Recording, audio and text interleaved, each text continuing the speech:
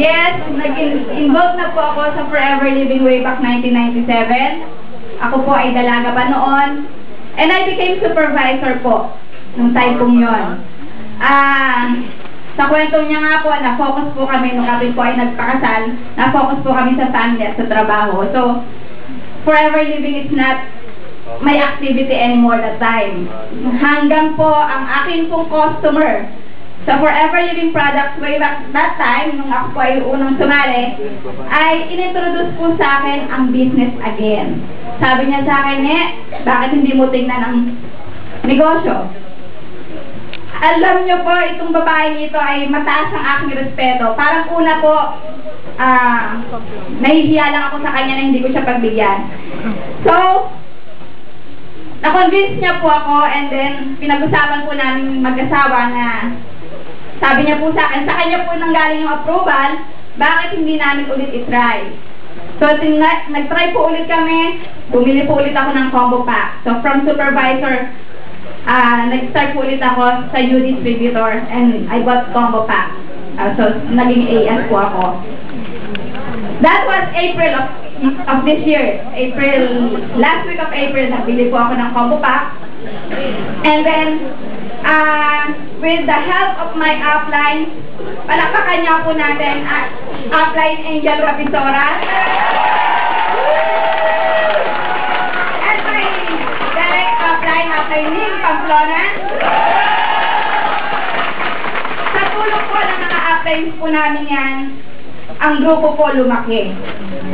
And by the month of June, I became supervisor. The following month, we became assistant manager. And the following month, August, we became manager. Yes, in 4 months' time, we got the position. Pero alam niyo po, hindi po mahirap kasi po kami po ay part-time. Empleyado po rin kami until now. Actually, our boss is now a manager. Ma'am Pat and Mr. Nelson. Okay? Down na ito po siya, nag-manager lang po siya kahapon. 1 day old. Yes! So, hindi po siya madaling gawin. Yes, I agree.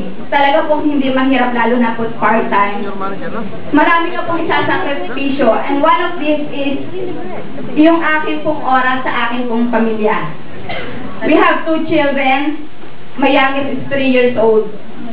Every time po na aalis kami, pupunta kami sa trabaho, lagi pong sabi ng mga anak ko, Mami, maaga kayong uuwi. We do FLP na po. So, hindi ho kami makapagsabi na, yes anak, maaga kaming uuwi. Kasi, part-time nga lang po namin ginagawa ang Forever Living. Definitely, yung uwi po namin gabi na. After office pa po, doon pa po kami mag-Forever Living. So, how many times na ganun po ang sinasabi ng anak ko, yun po yung masakit sa akin. Yun po yung yun po yung sacrifice. But then, I think yung pong pinaka nagpo-push po sa amin why we do FLP is because of them. Sila ang reason.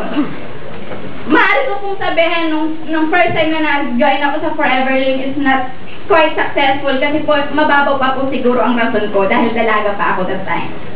Pero ngayon po may anak na ako na gusto kong paglaanan ng success dito sa Forever Living. They are the reason. Okay? May instances po, kwento ko lang. Siguro po may mga pangyayari rin po sa buhay nyo na ganito. Many times na kapag inilalabas po namin ng mga bata, marami pong pagkakataon, actually nasanay na nga po ang anak ko na kapag nagustuhan nila yung isang item, agad itatanong po sa akin, Mami, pwede ba to? Mahal po ba to? Kasi po every time nakukuha po sila, is tinitignan ko po lagi ang presyo. Kasi hindi po tama sa budget. Anyway, alam niyo po, I thank FLP Business. I thank my upline kasi inintroduce po nila ulit sa akin ang Forever Living sa aming mag-asawa. And now we have a chance na ibigay po sa anak ko yung buong kaligayahan nila para kung kumuha man sila ng isang item, hindi ko na po titignan ng preso. At least we have the chance para gawin sa kanila yun.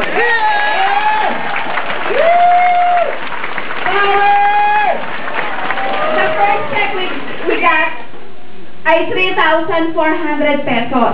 Sabi ko, part-time okay lang to. The second check, 9,600. The third check is 20,663. And the latest check that we've got ay 67,078.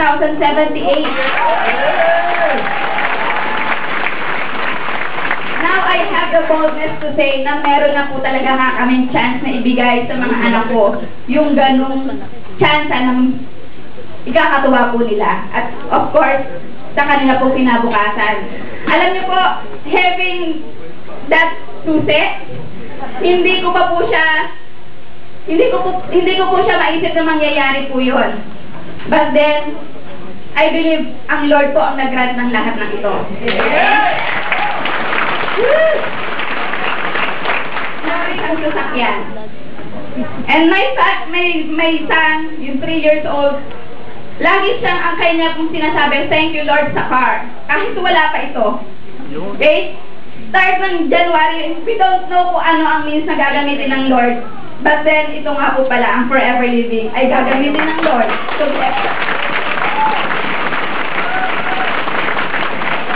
guys, ito po ay bunga ng prayer. Bunga ng prayer, tugon ng Lord sa aming panalangin. And of course, may downline, salamat sa inyo. Thank you, thank you. Thank you mga uplines. Thank you po, Sir Bong. Thank you, Sir Greg. And to all the Eagle managers, salamat po sa inyong lahat. To God be all the glory.